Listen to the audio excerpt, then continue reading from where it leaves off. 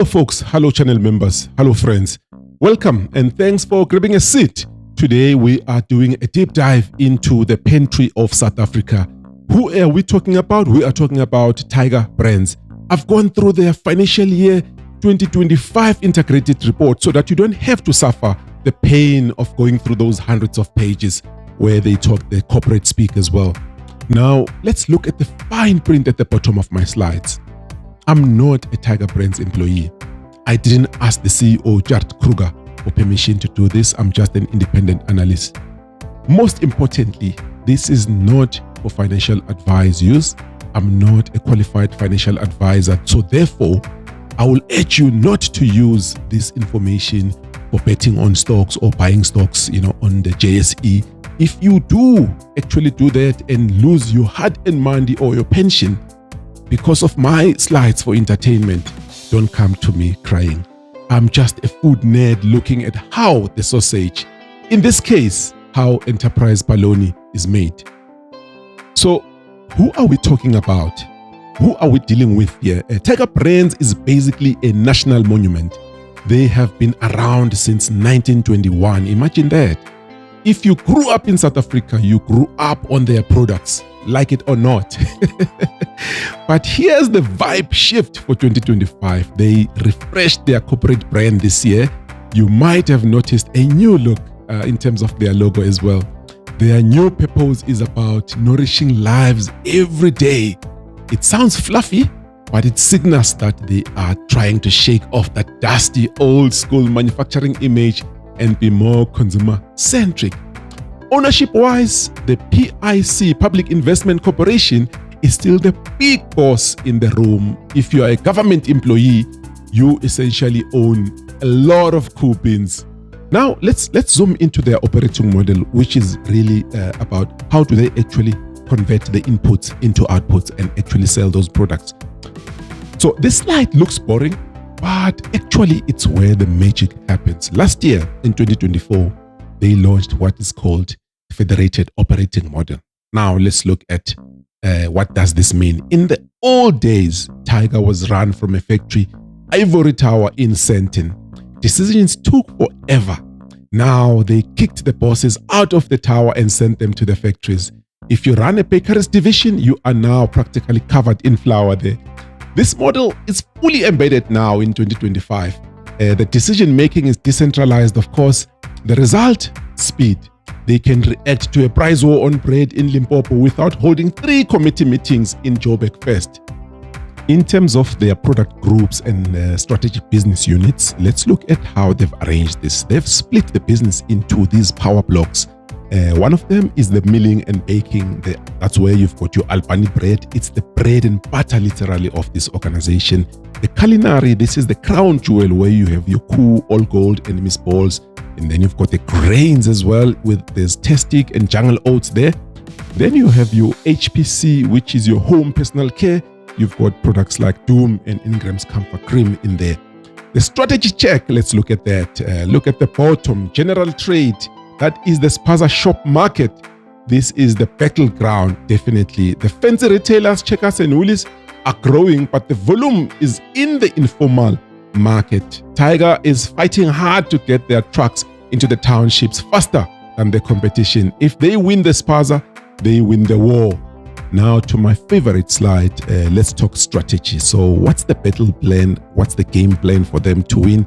They call it the 5 strategic thrusts, which one of them is shaping the portfolio. This is the code for if it doesn't make money, we dump it. We'll see that in the M&A, mergers and acquisitions section later on. Cost leadership is one of the thrusts as well. This is crucial for them, by the way. We consumers are broke, man, and we cannot afford price hikes. So Tiger has to make things cheaper to produce, And then the third one is growth platforms. There's a term called snackification. Yes, it's actually a term that they refer to, yes. And people aren't eating 3 square meals now. They are grazing. Tiger wants to own your snack drawer as well. The scorecard, look at the measurements. Double-digit EBIT, which is earnings before interest and tax margin. And that is ambitious for a food company. but as we will see in a minute, they actually pulled it off. Now let's talk about the humans behind the old gold bottle. Roughly 8,700 permanent staff. The revenue per employee is sitting at 3.9 million, which is almost 4 million. That is a highly efficient machine, if you ask me, compared to many other organizations that I've looked at. On the safety side, manufacturing is dangerous. We have forklifts, boiling steam, massive grinders. Tragically, they had 2 fatalities in the year. It's a somber reminder of the risks that are associated with the plants like these. However, looking at the data, their lost time injury frequency rate dropped to 0.1. Statistically, that is world-class safety. Even if the fatalities are heartbreaking, they are getting safer, but the job is not done. This is a slide that government investors get excited about. Look at the revenue, up 2.7%. That doesn't sound like much, right? That's barely inflation. But look at the operating income, up 35%.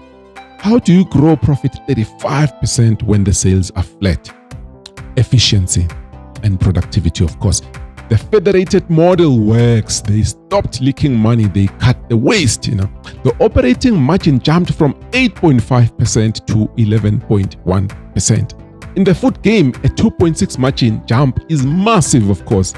The return on invested capital is nearly 20%. This tells you the tiger is lean, mean, and printing cash. I did mention before that these guys are cleaning the house. So let's look at this. It looks like a garage sale, yeah? They finally sold the baby well-being business. They sold Langenberg and Ashton, a fruit canning business as well. The big news for financial year 2025, they sold their stake in Emperor's Karosi. That was a Chilean investment, and they signed the deal to sell Chococam in Cameroon. You might ask the question, why? Because the tiger wants to focus on South Africa and the core foods. They realized that they were getting distracted by selling off these. They raised a mountain of cash, which we will see in the dividends section. Now let's look at the challenges that they faced. It wasn't all sunshine and roses, I have to say. Security of supply, global chains are still shaky. Agricultural volatility, this is a big scary one for them. Climate change, cocoa prices went through the roof this year. The wheat is always volatile. Their mitigation, substitute ingredients. That means changing the recipe slightly to use cheaper or more available crops without us noticing, of course, and without obviously affecting quality. Consumer pressure, we are all broke. The action here is value engineering for them. This is a corporate speak for how can we make the packaging cheaper or the bottle lighter. It keeps the shelf price down, so we keep buying. Let's look at the particular actions that were taken to make the organization profitable. How did they save 525 million in the year? SKU rationalization. This is my favorite, I have to say. They cut 27% of their products. If your favorite weird flavor of your jelly or obscure size of mayonnaise disappeared in the year, this is why. It costs money to switch machines for small runs. They killed the complexity. The future, look at the manufacturing footprint. They are building a super bakery, commissioning in 2026. This is a mega plant that will churn out bread faster and cheaper than anyone else, of course. That's a huge competitive advantage coming down the pipe. The end of the movie. Let's wrap this up. What's the verdict? Well, how did they do in financial year 2025? The turnaround is definitely confirmed. For years, the tiger was sleeping giant, but now it has awakened. They grew the volume by 3.5% in a market where everyone else is shrinking. The cherry on top, look at the special dividend, 4 billion returned to shareholders because of they sold those businesses and generated so much cash, they gave it back to the owners. If you held shares this year, you are smiling. The company is leaner, focused, and cash flush. The tiger has its stride back. Thanks for listening. Cheers.